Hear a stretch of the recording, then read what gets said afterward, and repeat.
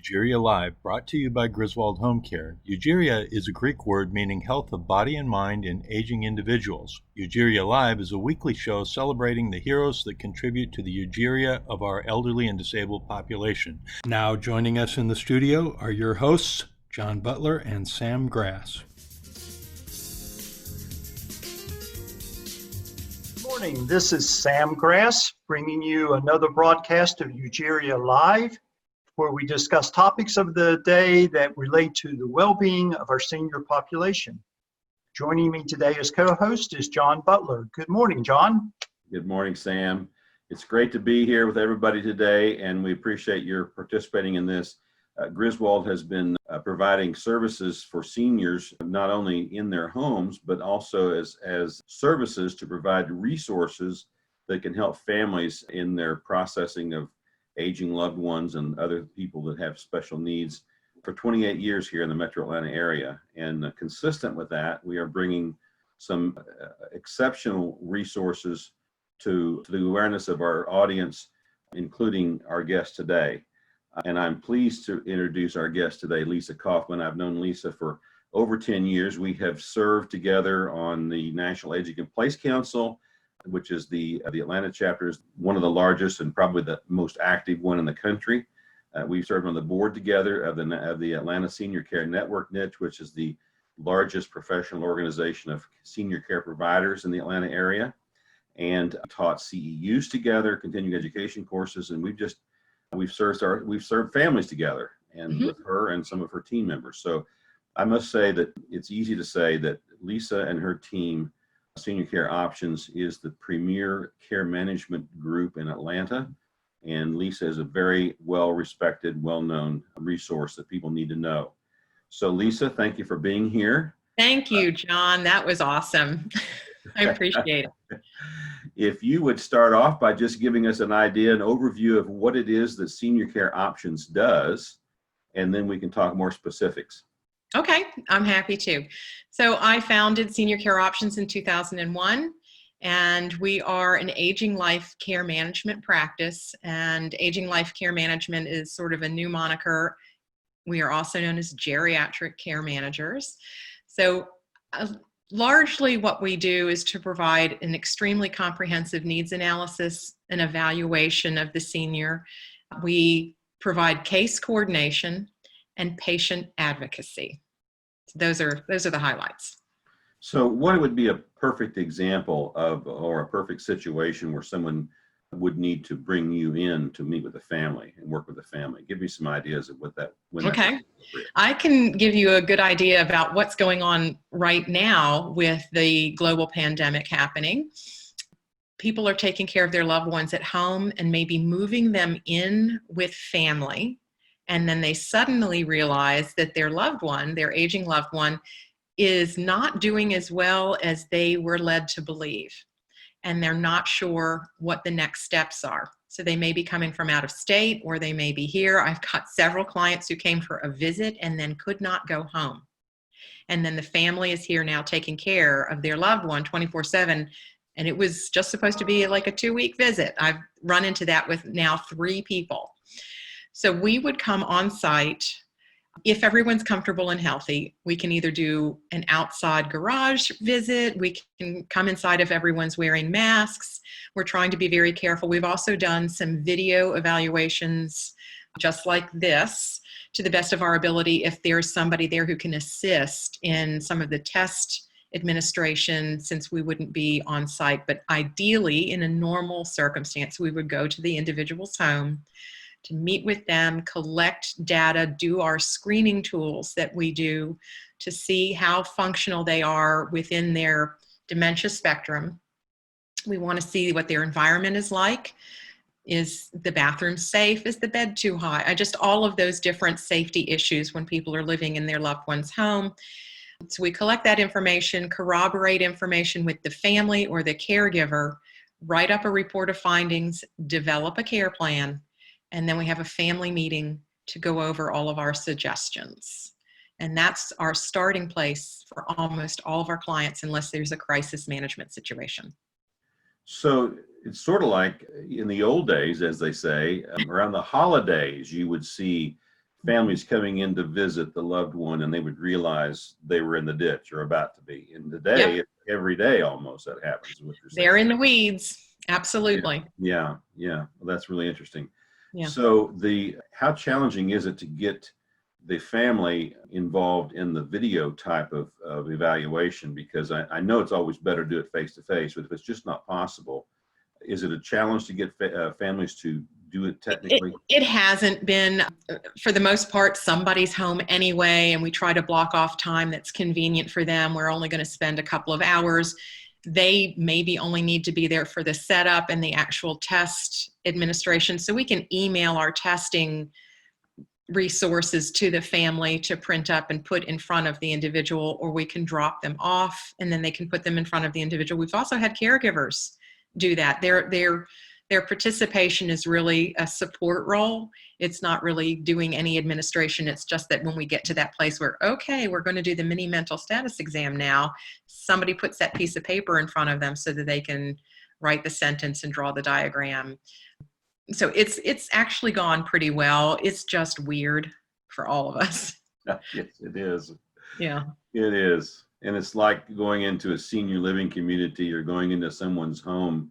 One of the things you experience is the smell, and the other senses that you get a sense of what's really happening. Yeah. And when you can't do that, it's a challenge. I know. It really is. So we're trying to, with everybody's comfort level, and it just depends, go into homes if possible, if everyone is masked and can stay apart from each other. I did have a meeting with somebody who was hearing impaired, and she needed to see my mouth moving. I couldn't wear my mask with her. It's difficult when there's a higher level of dementia to keep a mask on those individuals. So we just have to do these things case by case to see what is the safest way to get the most information possible.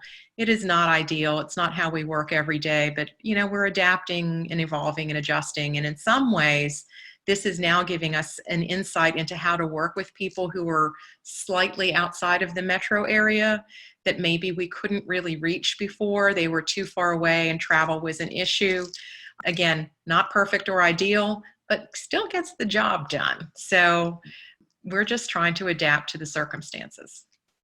One of the things you and I talked about years ago, I remember, was the lack of awareness in a lot of the professional community in hospitals, for example, about what it is that you do. And how do you communicate with a discharge planner, for example, at a hospital, the difference between what they might perceive that you do, which they may not have a perception at all, right, and communicate with them what it is, why they should bring you in, and help them understand pretty concisely when they should bring you in. It is a challenge, and I know that they are overworked, and especially right now, everybody's stress levels are so high. Many providers don't know what care management is about, or they think they are providing care management. There is a slight distinction between case and care management. The designation of case management is usually by hospitals and insurance companies, case by case. As soon as discharge happens, the case is over. Right. Care management is ongoing, and we work for the families. So some of it is knowing the agenda and who you're working for. So while the hospitals and insurance companies are serving their clients, their customers, ultimately, they're really working for the hospital or the insurance company. So this is a care management perspective, and sometimes the outcomes really have to do with who they work for. Or that's case management. In care management, I work for the individual and their family. So that's where my agenda is, and I want to make sure they are getting their needs met. And I don't have any politics that I have to play to make those things happen. I think a lot of the case managers, discharge planners in the hospitals don't know that care management is even out there. Most of the time when I get called in, or the team gets called in to work with somebody who's in a hospital, once they kind of see what we're doing, and if they're not defensive about it, then they really love it, because we're doing the legwork they don't have time to do.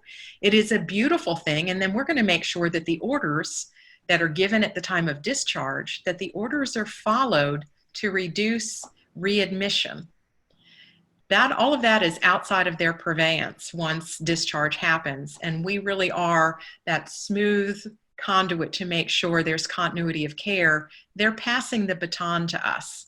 So sometimes I can explain it that way and they understand and the light bulb goes off and they're like, oh, this is going to be great. Sometimes they don't get it and they're still bogged down with what they need to do and don't like having to make the extra phone call, which frankly, if they understood that we can be that hub of information, they don't have to make extra anything. Sometimes they don't get it. And I've seen that work. I've also seen you all get engaged in dysfunctional family situations where there needs to be a referee or negotiator or somebody that kind of pulls those pieces together. Can you touch on that a little bit?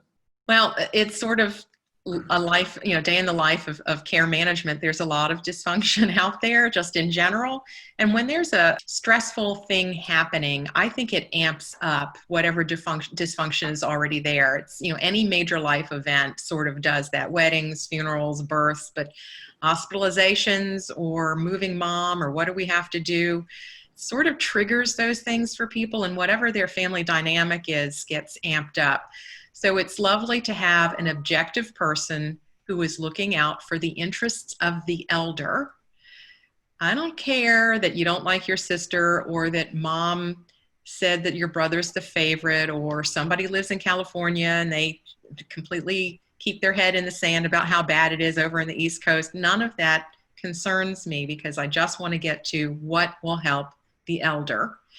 So we can sort of mitigate that everyone here's the same information from an aging expert at the same time to decrease any triangulation or splitting that might happen within the family unit.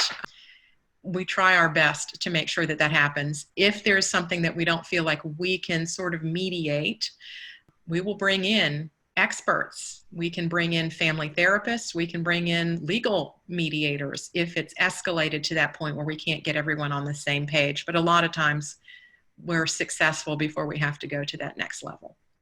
The good news is there's someone that's objective that can pull those pieces together rather than one family member realizing there's a problem and everybody else is pushing against that. Exactly. And we find that it's very validating for whoever is providing that care that nobody else sees that mom is as bad as she is. So it's kind of nice. We can back up the person who's been struggling this whole time without a lot of support from their family. And then the family hears from somebody else where they're actually listening and paying attention because it's a consultant, what the actual need is and how to fix it. So it can be very helpful in a lot of ways.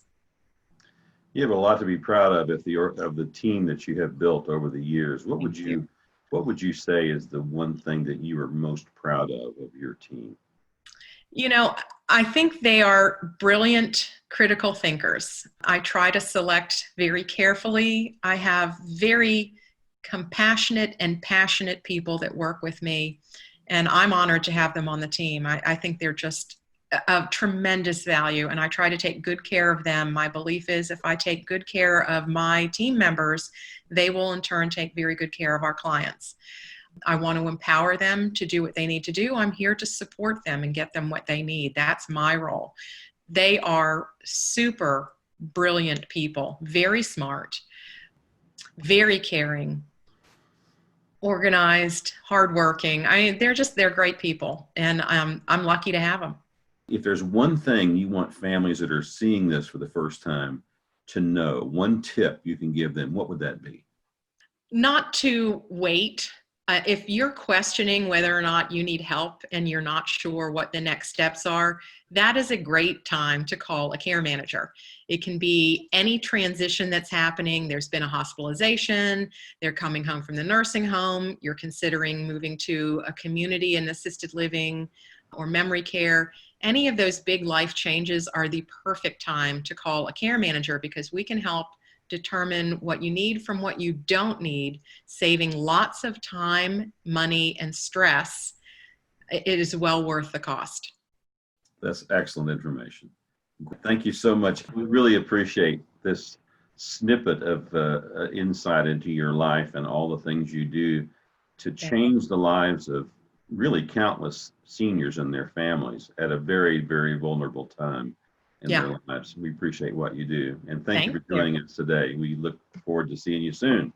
All right. Thank you, John and Sam. I appreciate it. It's an honor. Eugeria Live is brought to you by Griswold Home Care. View this show again on YouTube, Facebook, LinkedIn, or our website at www.eugerialive.com.